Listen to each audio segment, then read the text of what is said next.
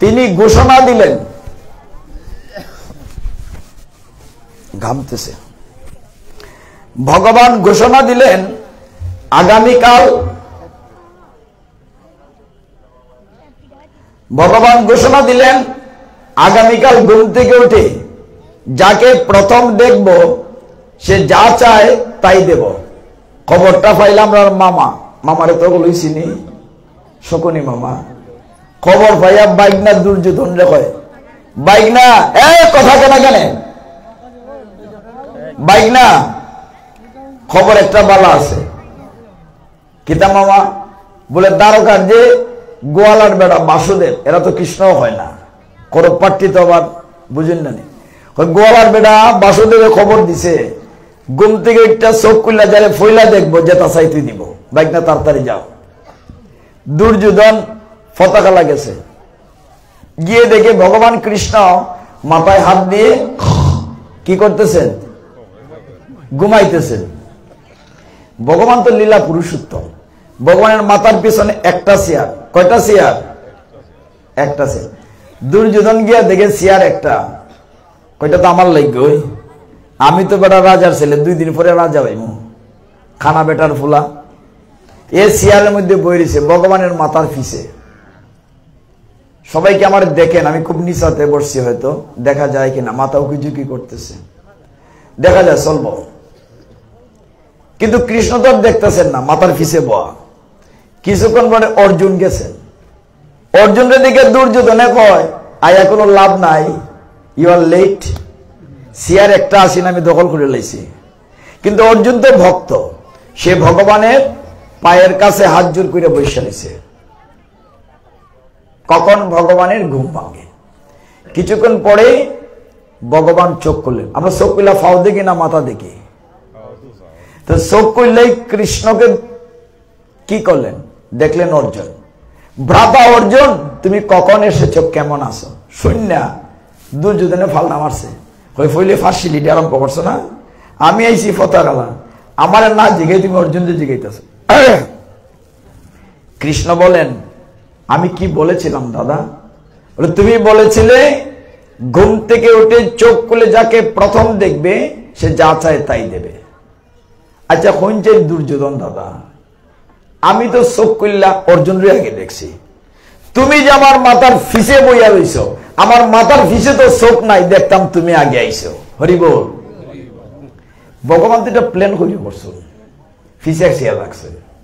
তো এইভাবে ভগবান বলেন, অর্জুন এইবার তুমি বলো কি চাও। 2টা বিষয়, হয় নারায়ণী সেনা আর না হয় আমি। দুর্যোধনের তো বুকের ভিতরে ফিটফিট করতেছে, কি জানি সৈন্য লইয়া জায়গা, আমি অত কষ্ট করে পতাকা লাইলাম। অর্জুন বলে, হে জনার্দন, আমার সৈন্যের দরকার নাই, তুমি হলেই চলবে।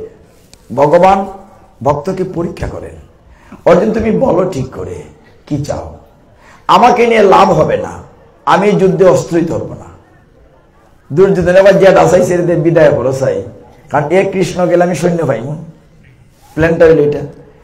অর্জুনে বলে, হে কৃষ্ণ, হে ভগবান জনার্দন, তুমি চলো আমার সাথে, আমি হলেই চলবে। যথারীতি তাই হলো। দুর্যোধন সৈন্য পাইয়া দৌড়াই গেছে বাড়িতে, দূর থেকে ডাকতেছে মামারে, খুশির সংবাদ। মামা কারে ডাকে? শকুনি রে। মামা খাম এক কান কইরা লাইছি।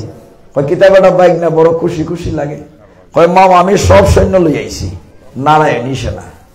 তুমি যে নারায়ণী সেনা পাইলাই, অর্জুনে কিতা পাইল? কই না যে লাগান বেকল নাই, এর সুযোগ পাইও খামো লাগাইতে পারছে না, এ পাইছে গোয়ালার বেটা বাসুদেব রে। তো এটা শুনে শকুনি মাথায় হাত দিয়ে বসে পড়ল। কেন মামা তুমি বসে পড়লে কেন? তখন শকুনি বলছেন, বাইকনা রে, আমরা বোধহয় যুদ্ধে আর জিততে পারবো না। কেন মামা? তুমি না কত ছল জানো, পাশা খেলায় চালাকি করে হারাই দাও।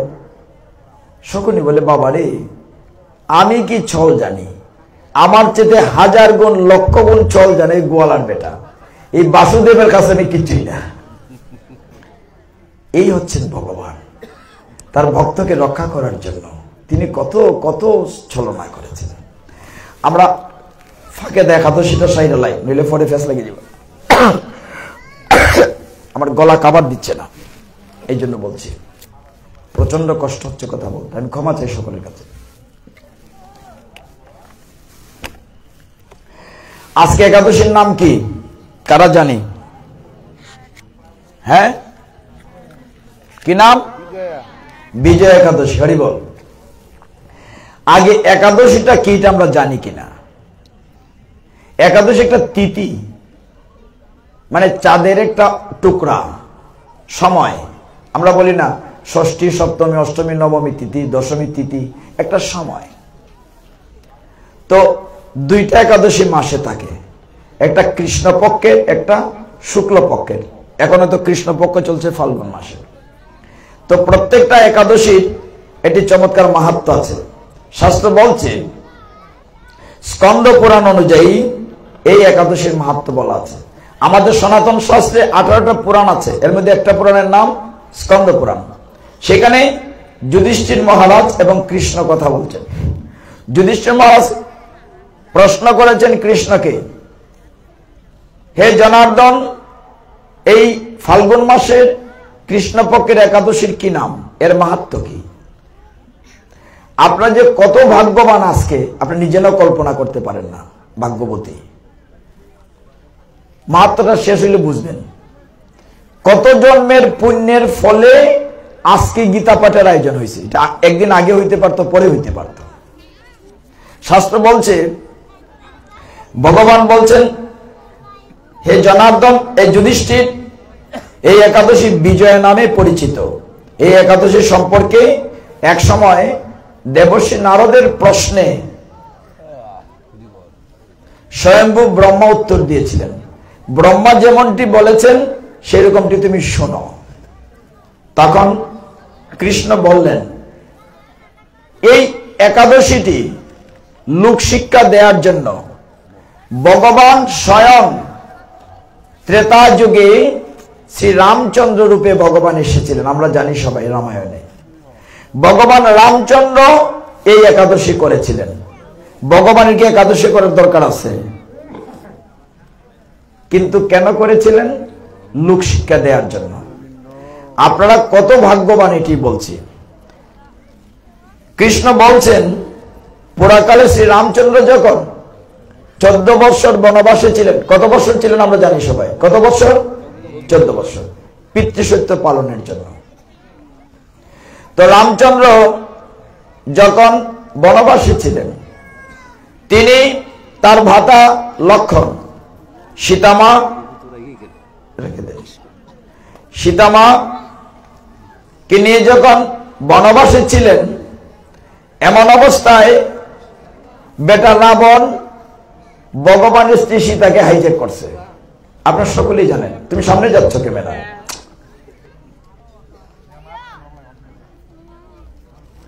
তো ভগবান রামচন্দ্র লক্ষণকে নিয়ে খুঁজছেন সীতা কোন দিক গেল। এইখানে একাদশীতে যে জায়গাটা, শুধু এই জায়গাটা বলুন, পুরাটা না। যেতে যেতে জটায়ুর সাথে দেখা হয়েছে, আহত জটায়ু পড়ে আছে। জটায়ু ভগবান রামচন্দ্রকে বলেছিল যে লঙ্কার রাবণ তোমার স্ত্রীকে হাইজ্যাক করেছে। ভগবান তখন বনে ঘুরতে ঘুরতে বানরদের রাজার সাথে বন্ধুত্ব করেছেন। আপনারা জানেন, ভগবান তখন বানরদের সাথে সখ্যতা করেছেন। প্রিয় ভক্ত হনুমানকে সাথে নিয়েছেন। হনুমানকে বলছেন ভগবান, হনুমান দেখে আসো সীতামা কোথায়। হনুমান এক লাফে সমুদ্র পাড়ি দিয়ে লঙ্কায় গিয়েছে। খুঁজতে খুঁজতে অশোক বনে সীতামার সাথে দেখা হয়েছে। সীতামা চিনেন না, ছোট্ট বানর। তুমি কি? বলে আমি ভগবান রামচন্দ্রের ভক্ত। তুমি যে রামচন্দ্রের লোক, প্রমাণ কি?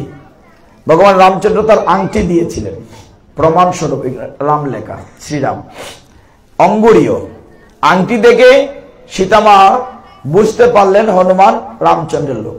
সীতামা প্রশ্ন করলেন, তোমরা বানর, রাবণেরা কত শক্তিশালী যোদ্ধা, তুমি কি করে তাদের সাথে পারবে? তখন হনুমান বড় হতে হতে এত বড় হয়েছে, সীতা মা তো অবাক।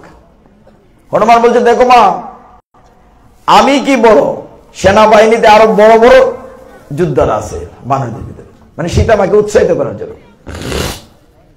তো এটা দেখে গিয়ে হনুমান তো লঙ্কা পুড়ে টুরে গেল, আপনার জানেন, আমি কাহিনীতে যাব না। সেই হনুমানকে দিয়ে তারা এখন যুদ্ধ জয় করবেন বানরদেরকে দিয়ে। আজকের একাদশীর নামটি কেন বিজয়া, এটার কাহিনীটা এখানে বলা আছে স্কন্দ পুরাণে। শ্রীরামচন্দ্র তখন তার ভাই লক্ষণকে জিজ্ঞাসা করলেন, ভাই লক্ষণ, এই যে বিশাল সমুদ্র, সেটা পার হয়ে আমি লঙ্কা যাব কি করে? তখন লক্ষণ মনে মনে হাসেন যে তুমি হচ্ছ কৃষ্ণ আর আমি বলরাম, এই লীলায় তোমার ছোট ভাই হয়েছে লক্ষণ। তুমি জগতের শ্রেষ্ঠ পুরুষ, পুরুষোত্তম, তুমি মর্যাদা পুরুষোত্তম শ্রীরামচন্দ্র, তোমাকে কি বলে দিতে হবে সমুদ্র কি পার করে যাবে? মনে মনে বলেন, আর মুখে বলেন, ঠিক আছে দাদা, আমাদের মধ্যে নল আছে, ইঞ্জিনিয়ার, বানরদের মধ্যে আছে নল, সে প্ল্যান করো, সমুদ্র বন্ধন করবে, রাম সেতু তৈরি হবে। তখন লক্ষণ বললেন, দাদা একটা পরামর্শ দিতে পারি। পরামর্শটি কি? এই দ্বীপে বক দালব্য নামে একজন ঋষি আছেন, নামটা একটু কঠিন, বক দালব্য। কি বলেছি মা? বক দালব্য। লক্ষণ বললেন, এই দ্বীপে একজন ঋষি আছেন যার নাম বক দালব্য। চলো দাদা, আমরা ঋষির কাছে যাই, তাইলে বুঝতে পারবো কি করে আমরা লঙ্কা যেতে পারবো, কি করে বিজয় পাবো। দুই ভাই গেলেন ঋষির কাছে।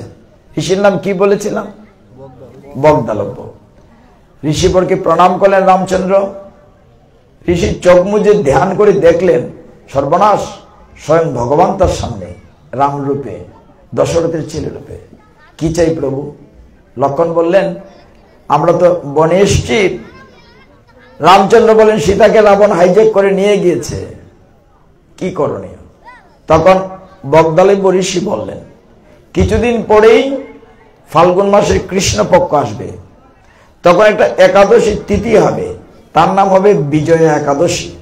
হে রামচন্দ্র ভগবান, তোমার একাদশীর প্রয়োজন নয়, আমি জানি তুমি ভগবান, কিন্তু লোক শিক্ষার জন্য এই একাদশী ব্রত পালন করলে তুমি যুদ্ধে বিজয় লাভ করবে। এর জন্য একাদশীটির নাম হচ্ছে বিজয়া একাদশী। অনেক সুন্দর সুন্দর কথা তো শাস্ত্রে। তো ঋষির কথা অনুযায়ী, কারণ অনেক কাহিনী আছে, কেমন করে এই ব্রতটি করতে হবে, সোনার কলসের উপরে ভগবান বসাতে হবে, কি করে মালা দিতে হবে, কি করে বুড়ে স্নান করতে হবে, এত কিছু আমাদের জানার দরকার নাই। নিমাই রূপে ভগবান মহাপ্রভু সহজ করে দিয়েছেন। আমরা একাদশীতে কি করি? উপবাস করি। উপবাস মানে না খেয়ে থাকা না, নট ফাস্টিং। উপবাস মানে নিকটে বাস, উপবাস, ভগবানের নিকটে। এই যে আপনারা আশ্রয় আসছেন, আপনারা এখন ভগবানের নিকটে আছেন। ভগবানের কথা যেখানে আলোচনা হয়, ভগবান এখানে আছে। আপনারা বলেন খুব ভাগ্যবান, ভাগ্যবতী। শেষের দিকটা বলি। শেষে বলা হচ্ছে ভগবান রামচন্দ্র সে বিজয় একাদশী করলেন, ফলে কি হলো? এত শক্তিশালী লঙ্কার রাজা রাবণকে বধ করে তিনি সীতামাকে উদ্ধার করলেন, যুদ্ধে বিজয় লাভ করলেন। এখন ব্রহ্মা নারদকে কি বলছেন, এই জায়গাটা বলে রেখে দেব। ব্রহ্মা বললেন, হে নারদ, ঋষির কথা মতো ব্রত অনুষ্ঠানের ফলে তিনি বিজয়ী হয়েছিলেন। সীতা প্রাপ্তি, লঙ্কা জয়, রাবণ বধের মাধ্যমে শ্রীরামচন্দ্র অতুল কীর্তি লাভ করেছিলেন। তাই যথাবিধি যে মানুষ, আপনাদের কথা আমাদের কথা বলা হচ্ছে, তাই যথাবিধি যে মানুষ এই ব্রত পালন করবেন তাদের এই জগতে জয়লাভ হবে এবং পরজগতেও তিনি ভগবত ধামে থাকবেন। হরি বল।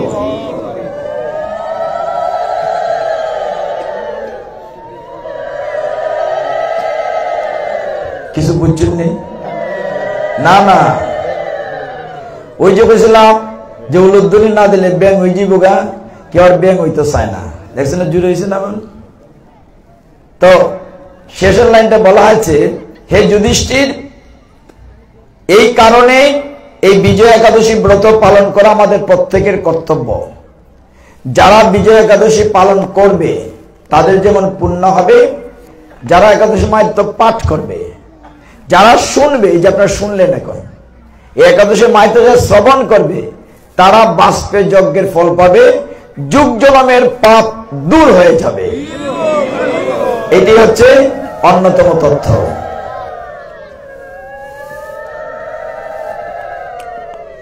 এবার গীতায় ফিরে আসি। তবে একটা ভালোই হলো, রামচন্দ্রের সাথে দেখা করে আসলাম ফাঁকে। সবাই একটু রামচন্দ্রের সাথে শেষে একটু সময় থাকলে দেখা করব। গীতায় ভগবানকে বলা হয়েছে যুগেশ্বর। আমরা যুদ্ধ শুরু করে দিলাম, ঠিক যুদ্ধটা তখন শুরু হয় নাই। তখন কৃষ্ণ অর্জুনের রথের ড্রাইভার। কার রথের সারথি? অর্জুনের। অর্জুনের ভিতরে কিঞ্চিত অহংকার ঢুকলো। সে মনে করলো আমি মালিক আর কৃষ্ণ তার ড্রাইভার। এই সারথি, রথখানা নিয়ে মাঝখানে রাখো, দেখি কার সাথে যুদ্ধ করতে এসছে। এটা কৃষ্ণ মনে মনে হাসেন। কৃষ্ণ তো বুদ্ধিমান, যুগেশ্বর। তিনি এমন জায়গায় রথটি রাখলেন, এখানে কিন্তু বুঝতে হবে। মনে করেন এই মাঠে এইদিকে খালি আছে, ওইদিকে খালি আছে। কৃষ্ণ এমন জায়গায় রথটি রাখলেন, অর্জুন চোখ খুলেই দেখে তার দাদামশাই বিশ্বদেব, যে লোকটি কুলে পিঠে করে তার মানুষ করেছে। চোখ খুলে দেখে তার টিচার, অস্ত্রগুরু ধ্রুব দ্রোণাচার্য। চোখ খুলে দেখে তার শ্বশুর সম্বন্ধী আপনজন। দেখে অর্জুনের হাত পা কাঁপতে লাগলো, জিহ্বা শুকিয়ে গেল, রথের উপর বসে পড়ল। হে জনার্দন, আমি যুদ্ধ করব না, ফিরে চলো। কেন? কৃষ্ণ বলেন কেন? বলে যুদ্ধে তো সব পুরুষরা এসছে, কুরুক্ষেত্রের যুদ্ধক্ষেত্রে মহিলাদের প্রবেশ নিষেধ। কতজন লোক ছিল মাঠে জানেন? অবাক হয়ে যাবেন। পৃথিবীর ইতিহাসে এত বড় ধর্মযুদ্ধ হয় নাই, মহাভারতের যুদ্ধ। 96 মাইল রেডিয়াস এত বড় মাঠ, যারা কুরুক্ষেত্র দেখেছেন। 48 ক্রুশ, মানুষ ছিল 18 অক্ষহীনী। মোট করলে হয় 39,25,620 জন। কতজন বলেন? 39,25,000। যুদ্ধের পরে 39,25,610 জন মারা গিয়েছে, বেঁচে ছিলেন মাত্র 10 জন। তাহলে কত বড় যুদ্ধ হয়েছে? অর্জুন বলছে আমি যুদ্ধ করব না, ফিরে চলো, বাড়ি চলো। কৃষ্ণ বলছেন যুদ্ধ করো। কেন করবে না? অর্জুন বলল আমি যদি যুদ্ধ করি পুরুষরা সব মরে যাবে। পুরুষরা মরে গেলে বাড়িতে মহিলারা বিধবা হবে। মন দিয়ে খেয়াল করেন, যুক্তি আছে। মহিলারা বিধবা হলে বেবিচারিণী হবে, চরিত্র নষ্ট হবে। শঙ্কর সন্তান জন্ম বাস্টার্ডসন। শঙ্কর সন্তান দ্বারা পিণ্ডদান হয় না, উত্তর পুরুষ উদ্ধার হবে না, কুলক্ষয় হবে। অর্জুনের কথা যুক্তি আছে।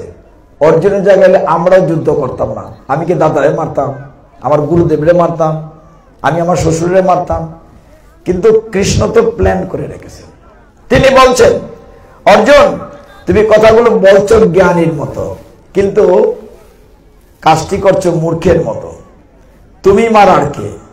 আমি তো মেরে রেখেছি, তুমি উপলক্ষ মাত্র। বলছে যে তুমি উপলক্ষ মাত্র। দেখো অর্জুন, তুমি যে ভয়টা করছো, আত্মীয় মারবে বলে তুমি দুশ্চিন্তা করছো, তুমি মারার কে? দেখেন আস্তে আস্তে কঠিনের দিকে যাচ্ছে কথাগুলো। তুমি মারার কে? আমি মেরে রেখেছি, তুমি উপলক্ষ মাত্র। অর্জুন বুঝে না, আমরাও বুঝি না। আমরা তো অর্জুন। আমি মনে করি এই দেহটাই আমি, কিন্তু এই দেহটা আমি না, আমি হচ্ছে আত্মাটি।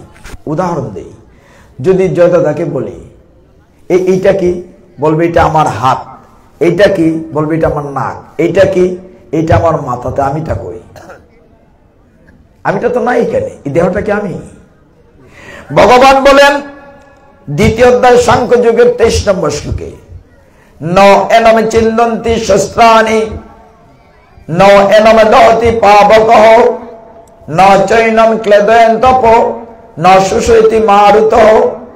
গীতার শ্লোক বুঝেন বা না বুঝেন, আপনার কানে যখন ঢুকবে আপনার দেহের সমস্ত পাপ গলে যাবে।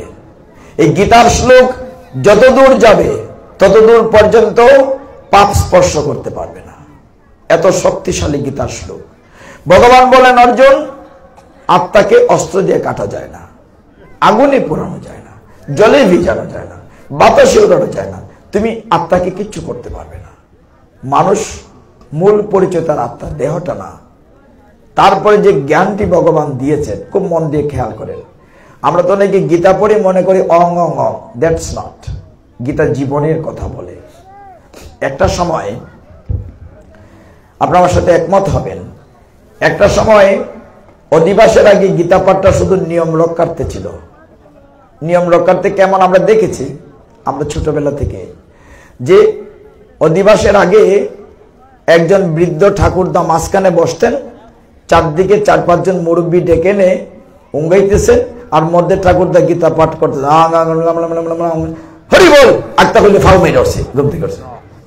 মানে ঠাকুরদা যে অঙ্ক কইছেন তাই স্যারের দুনিয়ার কেউ বুঝছে না, মানুষ কম তো খালি।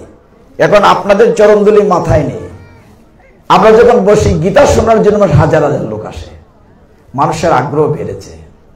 গীতাতে এখন যে শিক্ষাটি ভগবান দিয়েছেন, অর্জুন তুমি যে দেহ নিয়ে চিন্তা করছো, মারবে তোমার আত্মীয় স্বজন, কাটবে, গীতায় ভগবান কি জ্ঞান দেন বলছেন, তুমি যদি দেহটাকে নাও মারো দেহটা এমনি মরে যাবে, কেন চিন্তা করছে নি? উদাহরণ কি, এই যে বৃদ্ধ দাদা মশাই বা যারা আমারও বয়স 64, আমরা ইচ্ছা করলেই এই দাদা মশাই একজন বয়স্ক লোক, কোটি কোটি টাকা খরচ করলে কি আবার বালক হতে পারবেন? আচ্ছা, একজন বুড়া মা, আপনি কোটি কোটি টাকা খরচ করলে আবার কি বালিকা হতে পারবেন না? তাহলে গীতা কি জ্ঞান দিল? তুমি যে দুশ্চিন্তা করছো দেহটাকে মারবে, যদি তুমি নাও মারো দেহটা এমনি মরে যাবে। দেহের মৃত্যু প্রতি মুহূর্তে হচ্ছে কিনা আপনি কোনছে দাদা? আপনার আগের ইয়ং লাইফ আসেনি? আয়না চাই দেখুন, চাই আমার মাথার চুল ফুটে গেছে গা। ইচ্ছে করলে কি আমরা আগে যাইতে পারবো? কিন্তু আমরা মনে করি বোধহয় আমরা আগের মতোই রয়েছি।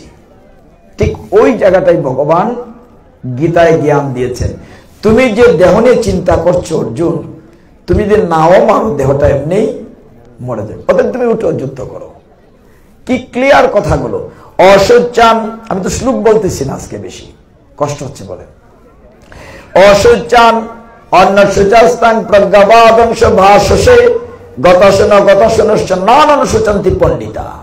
ভগবান বলছেন, একজন পণ্ডিত ব্যক্তি কখনো অনুশোচনা করে না, কে এলো আর কে গেল। অর্জুন তুমি এই কাজ করছো কেন? উঠো, যুদ্ধ করো, উত্তিষ্ঠত পরন্ত। অর্জুন কথা শুনে না। আমরা অনেক অধ্যায় শেষে গিয়ে 9ম অধ্যায় থেকে একটা শ্লোক বলবো।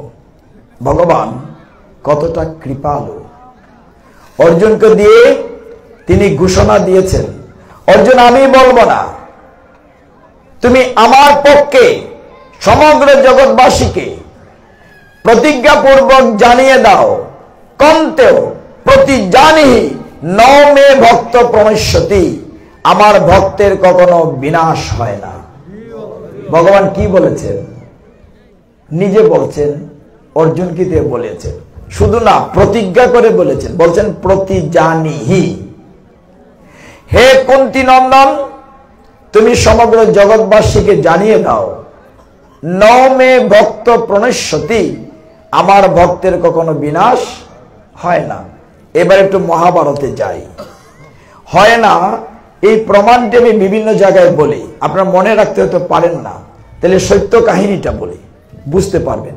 এই শ্লোকে বলা হয়েছে ভগবান প্রতিজ্ঞা করে ঘোষণা দিয়েছেন যে তা ভক্তের কখনো বিনাশ। আপনি দেখেছেন প্রহ্লাদ মহারাজকে তার পিতা কতভাবে মারতে চেয়েছে। হিরণ্যকশিপু গরম তেলে ফেলেছে, আগুনে ফেলেছে, হাতির পায়ের নিচে দিয়েছে, পাহাড় থেকে ফেলে, কিন্তু রাখে কৃষ্ণ পারে নাই মারতে। আমরা যদি গীতায় আছি, গীতা থেকে বলি, দুর্যোধন তারা 100 ভাই। কত ভাই বাবা? 100 ভাই। 100 ভাইয়ের মধ্যে একটা বোন ছিল, বোনের নাম কি আমরা জানি? বোনের নাম দুঃশলা।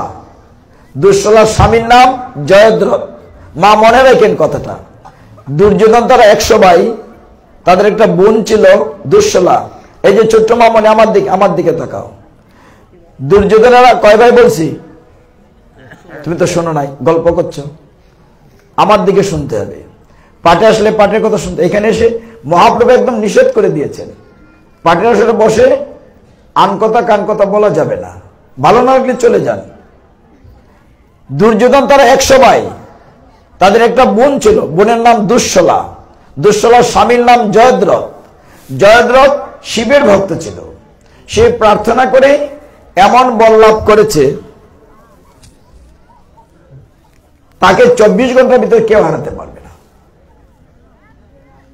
যুদ্ধ চলেছে 18 দিন। কতদিন হয়েছে কুরুক্ষেত্রের যুদ্ধ? 18 দিন। 10 নম্বর দিন পর্যন্ত বিশ্বদেব যুদ্ধ করেছেন কৌরব পক্ষের সেনাপতি হিসাবে। বিশ্বদেব যখন সরসজ্জায় শুয়েছেন, 58 দিন শুয়েছিলেন, তখন ভীম কি করত? দুর্যোধনদের ভাই একটা একটা এরকম ধরে আছাড় মাইনা মারে। ভাইদেরকে যখন ভীমে ধরে, ভাইয়েরা চিৎকার করে ডাকতো দাদাকে, দাদা বাঁচাও।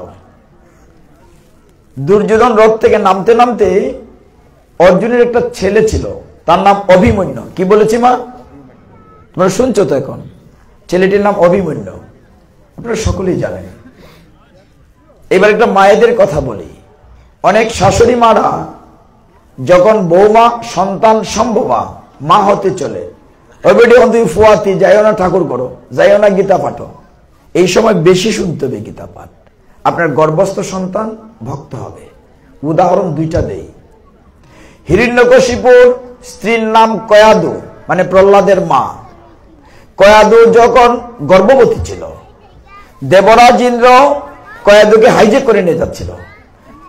নারদ মুনি আটকালেন, তুমি নিয়ে যাচ্ছ কেন? অত সন্তান সব আমার কাছে দিয়ে দাও। কয়াদুকে নিয়ে নারদ মুনি তার আশ্রমে রেখেছিলেন। এই কারণে গর্ভস্থ সন্তান প্রহ্লাদ মহারাজ হয়েছিল। আপনারা জানেন, অভিমন্যু তার মায়ের গর্ভে যখন ছিল, তখন অর্জুন চক্রব্যূহে ঢোকার বেরোনোর নিয়ম বলছিলেন। ঢোকার নিয়ম শুনেছে, মা ঘুমিয়ে পড়েছে। যখন মা ঘুমিয়ে পড়েছে, গর্ভস্থ অভিমন্যু বেরোনোটা শুনে নাই, সন্তানও ঘুমিয়ে পড়েছে।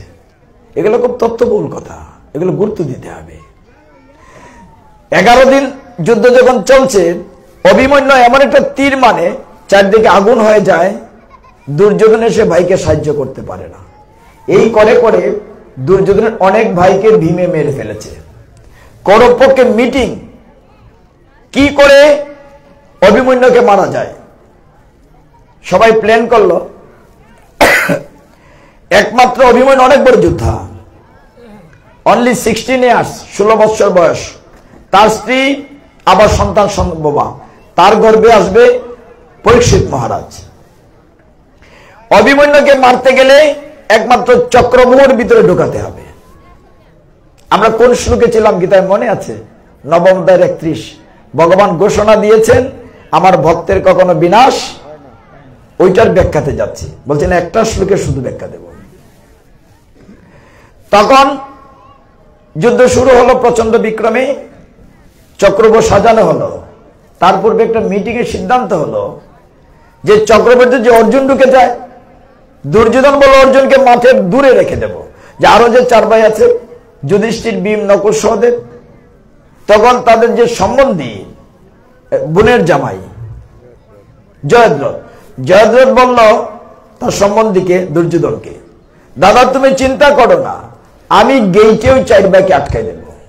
কারণ আমি এমন একটা বর পেয়েছি শিব ঠাকুরের কাছ থেকে, 24 ঘন্টা আমার সাথে কেউ পারবে না। জয়দ্রথ দায়িত্ব নিল গেইটে। যুদ্ধ শুরু হলো। ভীম বলল বাতি যা ভিতরে যাও, চিন্তা করো না, আমি গদাদা ভাইয়া চক্রবর্তী নিয়ে আইব। আর ওরা বলছে আসো। অন্যায় যুদ্ধ, অন্যায় যুদ্ধ। সপ্তরথী একসাথে অ্যাটাক করলো অভিমন্যুর সাথে, প্রচন্ড যুদ্ধ হলো। মাঠের উত্তর প্রান্তে কৃষ্ণ অর্জুনের রথ নিয়ে আছেন। অর্জুন বলছে, জনার্দন, আমার মনটা বড় কু ডাকছে, রথখানা ঘুরিয়ে চলো। কতক্ষণ পরে অভিমন্যুকে আঘাত করা হয়, কৃষ্ণ বুকে ধরেন, চোখ দিয়ে টপ টপ করে জল পড়ছে। কৃষ্ণ বলছেন, আরেকটু থাকি। অর্জুন বলছে, জনার্দন, আমার মনটা বড় খারাপ লাগছে, মনে হয় আমার ছেলের কোনো বিপদ হয়েছে। সপ্তরথী অভিমন্যুকে আঘাত করছে, রক্তাক্ত করছে। দুর্যোধন চিৎকার করে বলছে, তাকে হঠাৎ করে মারবে না, তাকে তিল তিল করে কষ্ট দিয়ে মারবে। এই ছেলের কারণে আমার অনেক ভাইকে হারাতে হয়েছে, সেজন্য আমার কাছে পায়ে পড়ে মৃত্যু ভিক্ষা চায়। অভিমন্যু চিৎকার করে বলছে, হে তাতো, মানে জেঠামশাই, যুদ্ধের নিয়ম ছিল একজন সেনাপতি একজন সাথে যুদ্ধ করবে, তোমরা 7 জন আমাকে আক্রমণ করছো, সাহস থাকে তো একজন করে, একজন পারবে না আমার সাথে। এত আক্রমণ করেছে। অভিমন্যু শেষে রথের চাকা নিয়ে যুদ্ধ করেছে। কর্ণ তার কষ্ট সহ্য করতে পারে নাই। কর্ণ তার যেটা হয়, কর্ণ রথ থেকে নেমে তলোয়ার দিয়ে ফের উফুর করে ফেলেছে, অভিমন্যুকে মেরে ফেলেছে। হে ভক্তগণ, সদ্য বিবাহিত একটি যুবক, মুখ দিয়ে গল গল গলে রক্ত পড়ছে, অভিমন্যু মাঠে পড়ে গিয়েছে। অনেক দূরে উত্তর প্রান্তে কৃষ্ণ, চোখ দিয়ে জল পড়ছে, বুকে হাত দিয়েছে। অর্জুন বলছে, জনার্দন, চলো না, ফিরে চলো, আমার মনটা ভালো লাগছে না, কেন জানি ভালো লাগছে না। সন্ধ্যা হয় হয়, অভিমন্যুর মাথার উপরে পা দিয়ে দুর্যোধন বলছে, রে দুষ্ট, তোর কারণে আমার এতগুলো ভাই মারা গেছে, এখনো সময় আছে, আমার কাছে তুই মৃত্যু ভিক্ষা চা।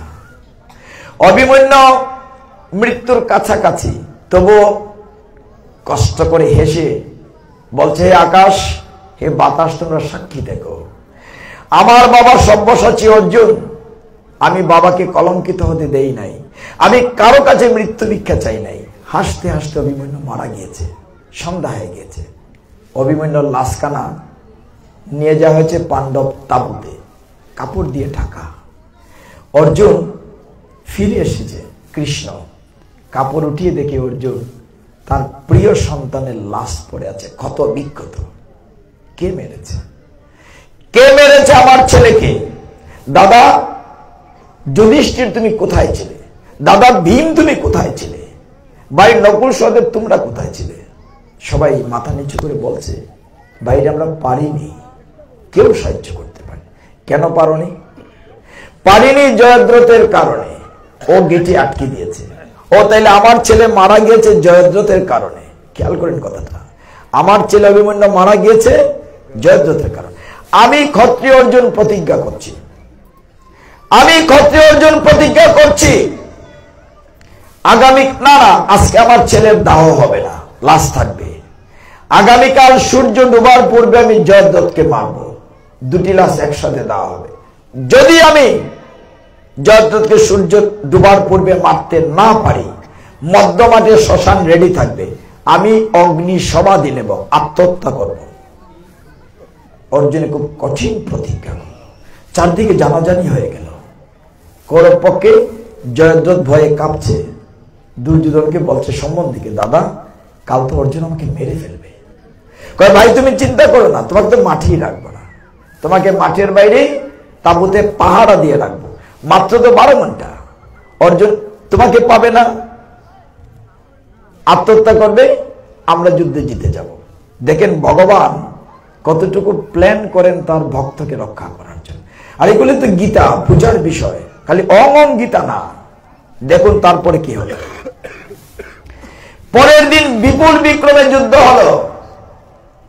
অর্জুন বারবার বলছে, জনার্দন রথখানি তাড়াতাড়ি চালাও, তাড়াতাড়ি। সূর্য যে মধ্য গগনে, দুপুর হয়ে গেছে, এখনো জয়দ্রথের দেখা পাই না, তাড়াতাড়ি চালাও। সবাই আটকাচ্ছে অর্জুনের রথ। ওইদিকে মাঠের দূরে তাঁবুর ভিতরে জয়দ্রথ পর্দা ফাঁক করে দেখছে সূর্য ডুবছে কিনা। একখানা মশাল জ্বালিয়েছে জয়দ্রথ, সূর্য ডুববে, মধ্যমাঠে শ্মশান সাজানো আছে, অর্জুনের মুখাগ্নি করবে জয়দ্রথ। সে পর্দা ফাঁক করে দেখছে। বিকেল হয়ে গেছে, দেখা নাই। অর্জুন তাগিদ দিচ্ছে কৃষ্ণকে, হে জনার্দন আর একটু তাড়াতাড়ি করো, সন্ধ্যা হয়ে যাচ্ছে। সূর্য ডোবার পূর্বে প্রতিজ্ঞা রক্ষা করতে হবে। ভগবান গীতায় নবম অধ্যায়ে দৃপ্ত কণ্ঠে ঘোষণা দিয়েছেন, ন মে ভক্ত কনিষ্যতি, আমার ভক্তের কখনো বিনাশ হয় না। কি করবেন তিনি? সূর্য ডুবু ডুবু, মধ্যমাঠের কাছাকাছি রথ, জয়দ্রথের দেখা নাই। ভগবান কি করলেন? জনার্দন সুদর্শন বলে চিৎকার করলেন। ভগবানের তর্জনীতে সুদর্শন নামক চক্রটিকে আদেশ দিলেন। সুদর্শন গিয়ে সূর্যকে ঢেকে দিল। সন্ধ্যা হয়ে গেল। সবাই ভাবলো সন্ধ্যা হয়ে গেছে।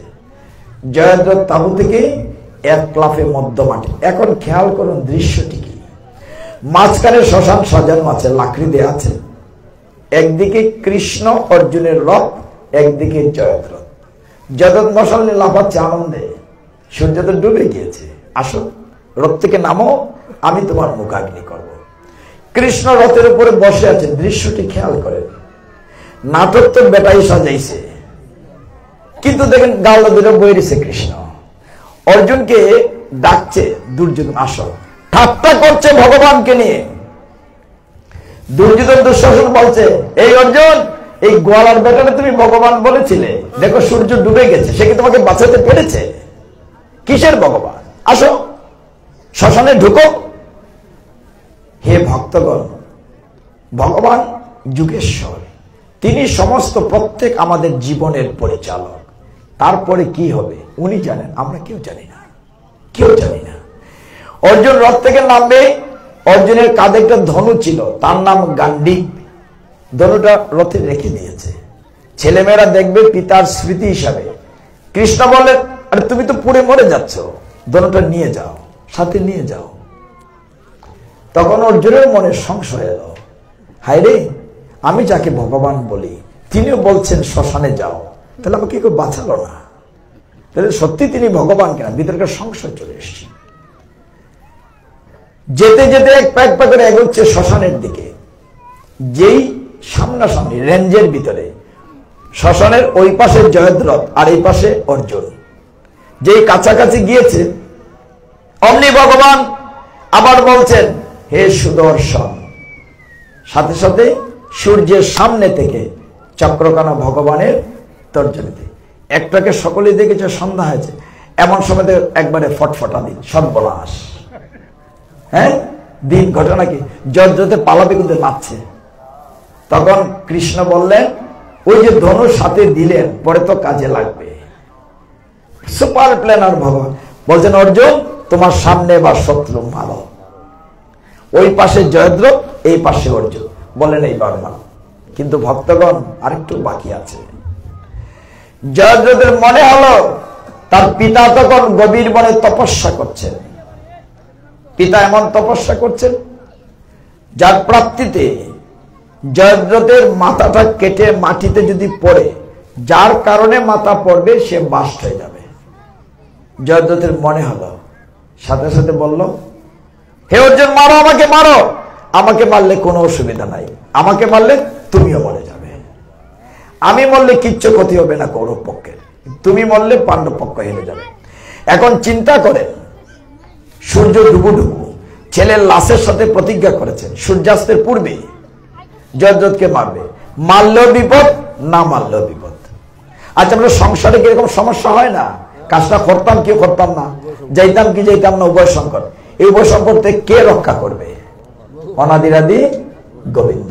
ওই কথাটা বলার জন্য আসল কথা। আমরা তার কাছে নির্ভর করি, আমি সমাধান দিতে পারবো না। যখন উভয় সংকট, জয়দ্রথ বলছে মারো, আমাকে মারলে তুমি মরে যাবে। তখন কৃষ্ণ রথে বসা, অর্জুন মুখটা ঘুরিয়েছেন, দেখছে কৃষ্ণের দিকে। কৃষ্ণ একটি শব্দ বললেন, বলেছেন, অর্জুন অর্ধেন্দু। আমরা বুঝি কিনা কথাটা? বললেন অর্ধেন্দু। ইন্দু মানে চাঁদ, অর্ধেন্দু মানে অর্ধেক চাঁদ।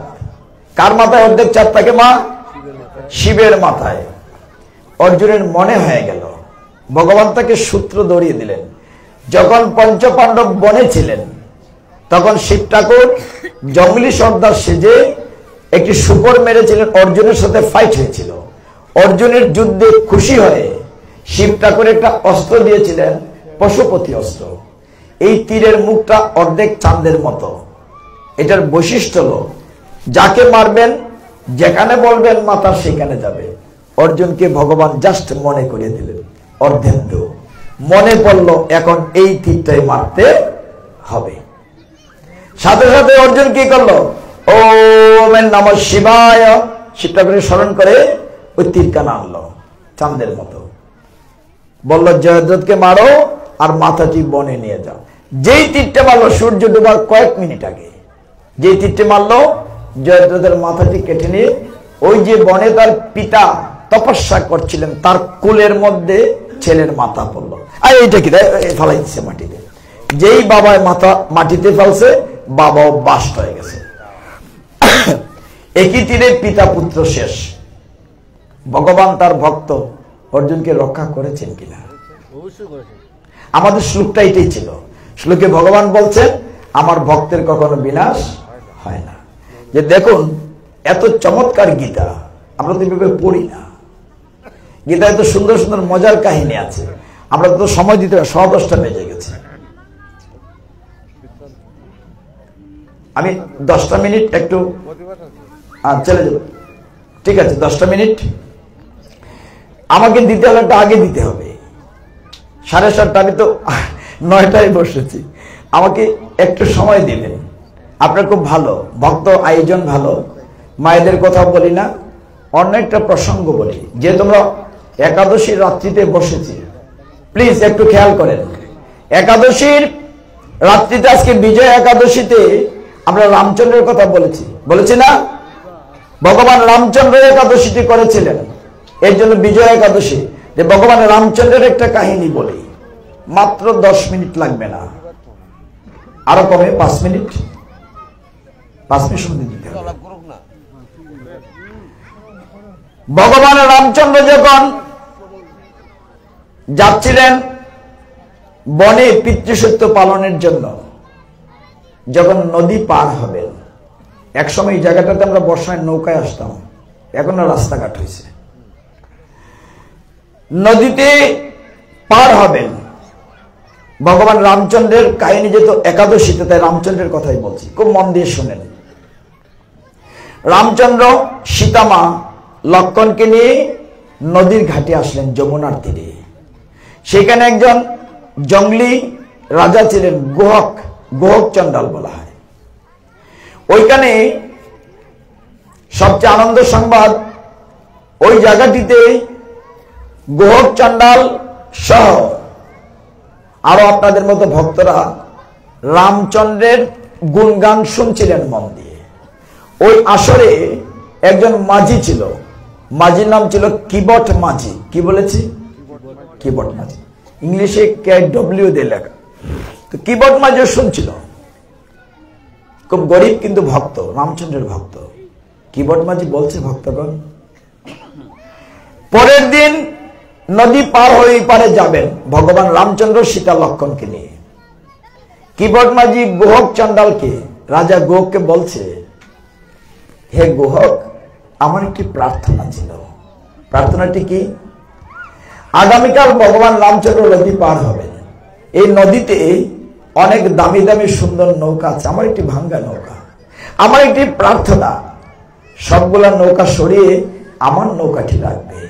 খুব মন দিয়ে খেয়াল করেন, আমি চাই ভগবানকে আমার নৌকায় পার করাবো। এত বড় ভক্ত। গোপ বলছে, হে কিবট, তুমি একদিনই রামচন্দ্রের ভক্ত হয়ে গেলে। পরদিন সকাল হলো, নদী পার হবেন, মা শোনো। নদীর তীরেই গিয়ে দেখেন নৌকা নাই, একটা মাত্র নৌকা মাঝখানে, নদীর মাঝখানে। মাঝি উল্টা বসেছে, ঘুরে বসেছে। ভগবান রামচন্দ্র ডাকছেন, হে মাঝি, হে কিবট মাঝি, নৌকা ঘোরাও। অনেকবার ডাকছেন, নৌকার আসে না। লক্ষ্মণের রাগ হলো, বলছে, কি রে বেটা মাঝি, ভগবান রামচন্দ্র ডাকছেন, তুমি আসছো না, জবাব দিচ্ছ না। মাঝি বলছে, প্রভু, জীবনে তো সুযোগ দুবার পাবো না, ভগবান আমাকে ডাকছেন, এই সৌভাগ্য কয়জনের হয়?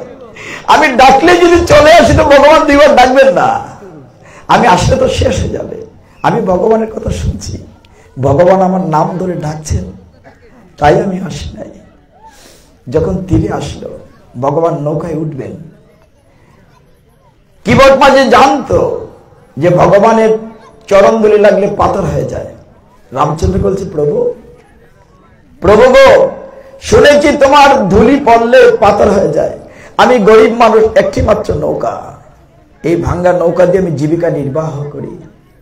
তুমি ধুলি নিয়ে নৌকায় ওঠো না, তোমার পাটা ধুয়ে উঠো। কত চালাক কৃষ্ণ ভক্ত, বড় চতুর। হে ভগবান, তুমি এই তত্ত্বটাতে দাঁড়াও, আমি তোমার চরণ কানা ধুইয়ে দেই। ভগবানের সুযোগ তো দুইবার পাওয়া যাচ্ছে না। হে কৃষ্ণ, হে ভগবান রামচন্দ্র, তুমি এইটা দাঁড়াও, আমি তোমার চরণ কানা ধুইয়ে দেই। ভক্তগণ, যখন ভগবান রামচন্দ্র তত্ত্বের উপর দাঁড়ালেন, আর যমুনার জল দিয়ে নয়, নিজের নয়ন বাড়ি দিয়ে তাদের চরণ দিয়ে দিল। নয়ন বাড়ি দিয়ে ভগবান রামচন্দ্রের চরণ দোকানি কিবট মাঝি নয়নের জল দিয়ে ধুয়ে দিচ্ছে। বলছে, ভগবান, জীবনের সুযোগ তো দুইবার পাবো না, তুমি উঠেছ নৌকায়, তোমার এই পদ্ম চরণ দোকানি আমি নয়নের বাড়ি দিয়ে ধুয়ে দিই। ভক্তগণ, কি নিয়ে এসেছিলাম পৃথিবীতে, কি নিয়ে যাব? এসেছিলাম ন্যাংটা, চলে যাব ন্যাংটা। ভগবানকে আমি কি দেব? নিজের বাগানে ফুল ফুটিয়ে দিয়ে বলি, ভগবান আমি ফুল দিয়েছি, আমার বাগান থেকে ফুলটা তো আমি ফুটাই নাই, ভগবান ফুটিয়েছেন। ভগবান বলেন, আমি ভক্তের নয়ন জলের বড় কাঙাল। কিবট মাঝি নয়ন জল দিয়ে ভগবানের রামচন্দ্রের চরণ দুখানা ধুইয়ে দিচ্ছে। ভগবান, আমার জীবনে দুইবার সুযোগ আসবে না। নৌকায় উঠবেন ভগবান, টকবক করছে, বুঝতে পারছেন না। বলছেন কিবট মাঝি, ভগবান তুমি আমার মাথায় হাত কেনা বড় দিয়ে উঠো।